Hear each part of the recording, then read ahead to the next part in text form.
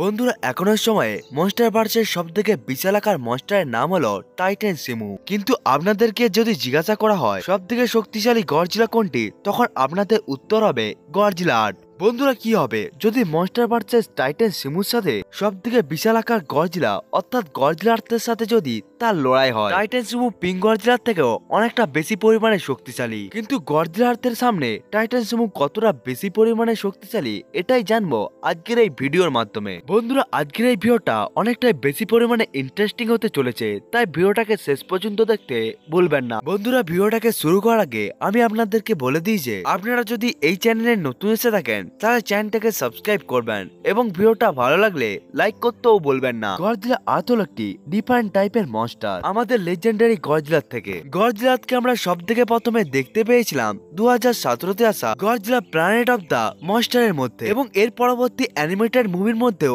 আমরা এই গডজিলাকে দেখতে পাই। আসলে 2030 সাল পর্যন্ত পুরো পৃথিবীর মধ্যে মনস্টারগুলো এতটাই বেশি পরিমাণে ধ্বংস মাতিয়েছিল যে যার ফলে মানুষদেরকে এই প্ল্যানেটকে ছেড়ে অন্য প্ল্যানেটের মধ্যে যেতে হয়। এবং এই সমস্ত মনস্টারের মধ্যে সব থেকে শক্তিশালী মনস্টার ছিল গডজিলা, যে বাকি সমস্ত মনস্টারকে হারিয়ে তাদের কিং এও পরিণত হয়ে গিয়েছিল। কিন্তু 20,000 বছর পর যখন মানুষ আবার পৃথিবীর মধ্যে চলে আসে তখন তারা দেখতে পায় গডজিলা এখন পুরো পৃথিবীর মধ্যে রাজ করে চলছে বলে, এবং পুরো পৃথিবীর ইকোসিস্টেম গডজিলা আর্থের অনুসারে চলাফেরা করছে। এই জন্য এই গডজিলার নাম দেওয়া হয় গডজিলা আর্থ। এমনকি এই গডজিলা আর্থ কোনো ধরনের অ্যানিমেল নয়, বরং প্ল্যান্ট স্পিসিস এর উপর ভিত্তি করে এই মনস্টারের জন্ম হয়েছিল।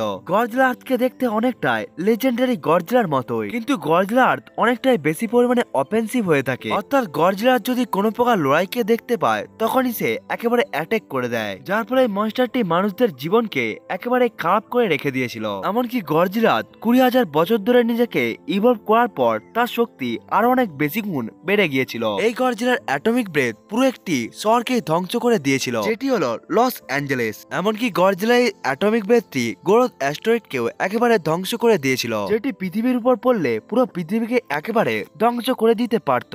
এই গোরথ অ্যাস্টেরয়েডটি জিরান পিসিসের ক্যারিং ভেহিকল ছিল, যেটিকে গডজিলা প্রথমেই একেবারে ধ্বংস করে দেয়। এবং এই ভেসেলের মধ্যে একটি এলিয়েন আসছিল, যে মনস্টারের নাম হলো এলিয়েন এক্স। গোরথ অ্যাস্টেরয়েডটি অ্যানিমেটের মধ্যে 13 কিলোমিটার বিশাল দেখানো হয়েছিল, এবং গডজিলা আর্থের অ্যাটমিক ব্রেথ 1800 কিলোমিটার পর্যন্ত বিস্তৃত হতে পারত। অর্থাৎ গডজিলা আর্থ শুধুমাত্র পৃথিবীর মধ্যে থেকে মহাকাশের যে কোনো অ্যাস্টেরয়েডকে ধ্বংস করে দিতে পারত। গডজিলার বডির চারপাশে এক ধরনের শিল্ড রয়েছে, এবং এই শিল্ডকে গডজিলা তখন পায় যখন গডজিলার সেলগুলো ইলেকট্রোম্যাগনেটিভকে একেবারে জেনারেট করতে থাকে, যার ফলে গডজিলা আর্থের বডির চারপাশে একটি শিল্ডেরও উৎপন্ন হয়ে যায়। এমনকি এই ইলেকট্রোম্যাগনেটিভ শিল্ডকে বড় বড় পারমাণবিক বোমা ব্রেক করতে পারেনি। এমনকি গডজিলাকে কোনো ধরনের ওয়েপন এবং মনস্টাররাও তাকে ছুঁতে পারছিল না, শুধুমাত্র ভয়েড গিদোরাকে ছাড়া। এই ভয়েড গিদোরায় একটি এলিয়েন মনস্টার ছিল, এই জন্য ভয়েড গিদোরা গডজিলা আর্থের ইলেকট্রোম্যাগনেটিভ শিল্ডকে ব্রেক করতে পেরেছিল। এসব ছাড়াও গডজিলা আর্থ নিজের মুখ দিয়ে অসিলেটরি ওয়েভকেও উৎপন্ন করতে পারে, এবং গডজিলা আর্থ এই অ্যাটাকটিকে 300 মিটার পর্যন্ত ব্যবহার করতে পারত। এমনকি গডজিলা আর্থ নিজের লেজকে ব্যবহার করে প্লাজমা কাটারের মতো শক্তিশালী অ্যাটাককেও করতে পারত, যেটির দ্বারা সে পুরো পৃথিবীর পেসিভ এবং ভয়েড গিদোরাকেও হার্ট করতে পেরে গিয়েছিল। এই গডজিলার কাছে কোনো ধরনের স্কেলেটন নেই, বরং এই গডজিলাটি প্ল্যান্টের উপরে ভিত্তি করে উৎপন্ন হয়েছিল। কিন্তু এর বড় বডিকে সাপোর্ট করার জন্য এর শরীরের বাইরের দিকে মেটালিক টিস্যুও রয়েছে। এই গডজিলার কাছে হাই লেভেলের রিজেনারেটিভ হিলিং ফ্যাক্টরও রয়েছে, যার ফলে এই গডজিলাটি খুব তাড়াতাড়ি নিজেকে হিল করে নিতেও পারে। এবং গডজিলা নিজের শরীরের সমস্ত টেম্পারেচারকে বাড়িয়ে দিয়ে নিজের বডির মধ্যে থাকা সমস্ত ইনজারিগুলোকে খুব তাড়াতাড়ি হিল করে নিতে পারে, অনেকটাই বার্নিং গডজিলার মতো। এবং লাইভ অ্যাকশনের মধ্যে দেখানো সব থেকে শক্তিশালী গডজিলাই হলো এই গডজিলার। শুধুমাত্র পাহাড়ের দিকেও নয়, বরং সাইজের দিকেও এই গডজিলাটি 1000 ফিটেরও বেশি বড় হয়ে থাকতো। এমনকি গডজিলা লেজেন্ডারি গডজিলার থেকে 3 গুণ বড় হয়ে থাকতো। এবং এই সাইজ অ্যাডভান্টেজ সিমুর সাথে লড়াই করার জন্য গডজিলাকে অনেকটাই বেশি পরিমাণে অ্যাডভান্টেজ দিবে। বন্ধুরা এবার আসা যাক টাইটান সিমুর কাছে। টাইটান সিমু হলো একটি এনসেন্ট মনস্টার, যে হলো আর্থের মধ্যে থাকা একটি শান্ত মনস্টার ছিল, যাকে স্কার কিং একেবারেই কন্ট্রোল করে নিয়েছিল, যার ফলে স্কার কিং নিজের সুবিধার জন্য টাইটান সিমুর পাওয়ারকে ব্যবহার করছিল। টাইটান সিমুর কাছে যে কোনো জিনিসকে বরফে পরিবর্তন করে দেওয়ার পাওয়ার রয়েছে। এমনকি টাইটান সিমুই সেই এনসেন্ট মনস্টার ছিল যে পুরো পৃথিবীর মধ্যে অতীতে আইস এজ নিয়ে এসে গিয়েছিল। টাইটান সিমু নিজের মুখকে ব্যবহার করে ফ্রস্টবাইট অ্যাটাককে ব্যবহার করে থাকে, যেটি সমস্ত প্রকার মনস্টারকে জমানোর জন্য যথেষ্ট হয়ে থাকে। ফ্রস্টবাইট অ্যাটাকটি কং এর আর্মকে একেবারে আহত করে দিয়েছিল, এমনকি এই অ্যাটাকটি স্কার কিংকে পর্যন্ত বরফে জমিয়ে দিয়েছিল। টাইটান সিমুর এই ফ্রস্টবাইট অ্যাটাকটি অটোমেটিক্যালি বাইরে বেরিয়ে আসে। এমনকি আমরা দেখেছিলাম টাইটান সিমু যেই পাশ দিয়ে যাচ্ছিল সেখানটাই একেবারে বরফে পরিবর্তন হয়ে যাচ্ছিল। এমনকি টাইটান সিমু যখন পৃথিবীর সারফেসের মধ্যে এসেছিল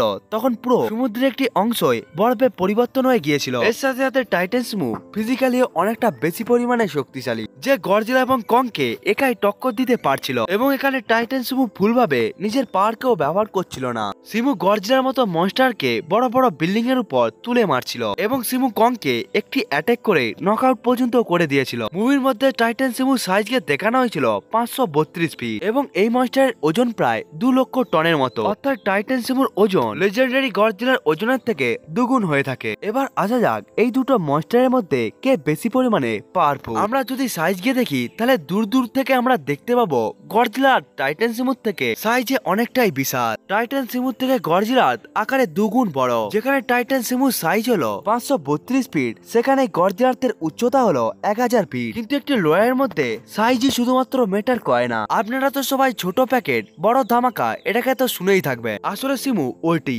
সিমু নিজের পাওয়ারকে ব্যবহার করে পুরো পৃথিবীর মধ্যে আইস এজ নিয়ে এসে গিয়েছিল। এমনকি সে কিং গিদরার মতো মনস্টারকেও একেবারে জমিয়ে রেখে দিয়েছিল। এমনকি কিং গিদরা সেই মনস্টার ছিল যে লেজেন্ডারি গডজিলাকেও হারিয়ে রেখে দিয়েছিল। অর্থাৎ সিমুর পাওয়ার পুরোভাবে পুরো পৃথিবীর মধ্যে এফেক্ট ফেলাচ্ছিল। এবার আসা যাক গডজিলার কাছে। গডজিলার কি এমন ধরনের পাওয়ার এবং এবিলিটিকে দেখিয়েছে? এটার উত্তর হবে হ্যাঁ। আসলে গডজিলার হলো পৃথিবীর প্রোটেক্টর, যে পৃথিবীর প্ল্যানেট থেকে জন্মিয়েছিল, যে পুরো পৃথিবীকেই একেবারে প্রোটেক্ট করে থাকে বাইরের সমস্ত প্রকারের বিপদ থেকে। সে একেবারে গোরক অ্যাস্ট্রয়েডকেই ধ্বংস করে দিয়েছিল, যেটি পুরো পৃথিবীকে ধ্বংস করতে যাচ্ছিল। এমনকি গডজিলার ভয়েড গিদরাকেও ভালোভাবে টক্কর দিতে পারছিল। গডজিলা আর্থের মধ্যেই আর্থ রয়েছে, যে পুরো পৃথিবীর উপরে ইম্প্যাক্ট ফেলায়, শুধুমাত্র একটি এরিয়ার মধ্যেই নয়। এই কারণে সিমু এবং গডজিলা এই দিকে প্রায় ইকুয়াল। এই দুটো মনস্টারই পুরো পৃথিবীর মধ্যে ইম্প্যাক্ট নিয়ে আসতে পারে। এবং এখানে যদি বলা হয় কার কাছে বেটার পাওয়ার রয়েছে, তাহলে গডজিলা এখানে আগিয়ে থাকবে। গডজিলার কাছে অনেক ভিন্ন ভিন্ন ধরনের এবং শক্তিশালী পাওয়ার এবং এবিলিটি রয়েছে। গডজিলা আর্থের কাছে অ্যাটমিক ব্রেথ থাকার সাথে সাথে অসিলেটরি ওয়েভ এবং প্লাজমা কাটারের মতো পাওয়ারফুল পাওয়ার এবং এবিলিটি রয়েছে, যেটি পুরো পৃথিবীকে ধ্বংস করে দিতে পারে। গডজিলা আর্থের কাছে ইলেকট্রোম্যাগনেটিক শিল্ডও রয়েছে, যেটিকে বড় বড় নিউক্লিয়ার বোমও একেবারে ধ্বংস করতে পারেনি। গডজিলা আর্থের কাছে নিজেকে খুব তাড়াতাড়ি রিজেনারেট করে নেওয়ার এবিলিটিও রয়েছে, যার ফলে সে নিজেকে খুব তাড়াতাড়ি হিল করে নিতেও পারে। এমনকি সে বার্নিং গডজিলার ফর্মেও পরিবর্তন হয়ে যেতে পারে, যেটি গডজিলাকে আরো বেশি পরিমাণে পাওয়ারফুল বানিয়ে দেয়। অন্যদিকে আমরা সিমুর কাছে শুধুমাত্র ফ্রস্টবাইট অ্যাটাককে দেখেছিলাম। এটি তো খুবই একটি পাওয়ারফুল একটি অ্যাটাক, কিন্তু গডজিলার কাছে বিভিন্ন ধরনের শক্তিশালী অ্যাটাক রয়েছে, যার ফলে টাইটান সিমু এখানে অনেকটাই পিছিয়ে যায়। যখন এই দুটো মনস্টারের মধ্যে লড়াই হবে তখন টাইটান সিমু নিজের ফ্রস্টবাইট অ্যাটাককে ব্যবহার করবে, কিন্তু এই সময় গডজিলা নিজের ইলেকট্রোম্যাগনেটিক শিল্ডকে ব্যবহার করে থাকবে, যার দ্বারা গডজিলা টাইটান সিমুর ওই অ্যাটাককে একেবারে আটকেও ফেলতে পারবে। যে ইলেকট্রোম্যাগনেটিক শিল্ড পারমাণবিক বোমার অ্যাটাককেও সহ্য করে নিতে পারে, সেই শিল্ডটি অতি সহজেই ফ্রস্টবাইট অ্যাটাককেও অতি সহজে সহ্য করে নিতে পারবে। কিন্তু গডজিলা যখন টাইটান সিমুর উপর অ্যাটাক করবে তখন সিমুর কাছে কোনো ধরনের ডিফেন্সিভ এবিলিটি থাকে না, কিন্তু এরপরেও টাইটান সিমুর ডিউরেবিলিটি অনেকটাই অসাধারণ হয়ে থাকে, যে আপগ্রেডেড গডজিলার অ্যাটমিক ব্রেথকে খুব কাছ থেকেই সহ্য করে নিতে পেরেছিল, যার ফলে টাইটান সিমু গডজিলার কিছু অ্যাটাককে সহ্য করে নিতে তো পারবে, কিন্তু প্রপার ডিফেন্স না থাকার কারণে সে এই লড়াইয়ের মধ্যে অনেকটাই বেশি পরিমাণে পিছিয়ে যাবে। এমনকি টাইটান সিমু যদি গডজিলাকে একেবারে বরফেও জমিয়ে দেয়, তখনও গডজিলা নিজের বার্নিং পাম্পকে একেবারে অ্যাক্টিভেট করে দিয়ে ওই বরফকে একেবারে গলিয়ে দিতেও পারবে, যেমনটা পিঙ্ক গডজিলা করেছিল। এবং গডজিলার খুব তাড়াতাড়ি হিলিং করার এবিলিটি তাকে অনেকটাই বেশি পরিমাণে অ্যাডভান্টেজ দিবে এই লড়াইয়ের মধ্যে। এই জন্য পাওয়ার এবং ডিউরেবিলিটির দিকে গডজিলা এই লড়াইয়ের মধ্যে অনেকটাই বেশি পরিমাণে অ্যাডভান্টেজ পাবে। এমনকি স্ট্রেংথের দিকেও গডজিলা থেকে অনেকটাই বেশি পরিমাণে শক্তিশালী হলো টাইটান সিমু, তার বিশাল সাইজ এবং ডেন্সিটির জন্য। এই জন্য টাইটান সিমুর থেকে গডজিলা সমস্ত ক্ষেত্রে আগিয়ে রয়েছে। বন্ধুরা, এই সমস্ত পয়েন্টের উপর ভিত্তি করে তাহলেই আমরা বলতে পারি গডজিলা আর্থের সাথে যদি টাইটান সুমোর কখনো লড়াই হয় তখন ওই লড়াইকে গডজিলা আর্থই জিতে যাবে। বন্ধুরা এটা তো ছিল আমার ওপিনিয়ন, আপনার কি মনে হয় কমেন্ট করে বলতে ভুলবেন না। বন্ধুরা আজকের এই ভিডিওটা এতটা পর্যন্তই, দেখা হচ্ছে অন্য একটি ভিডিওতে, ততক্ষণের জন্য বাই বাই।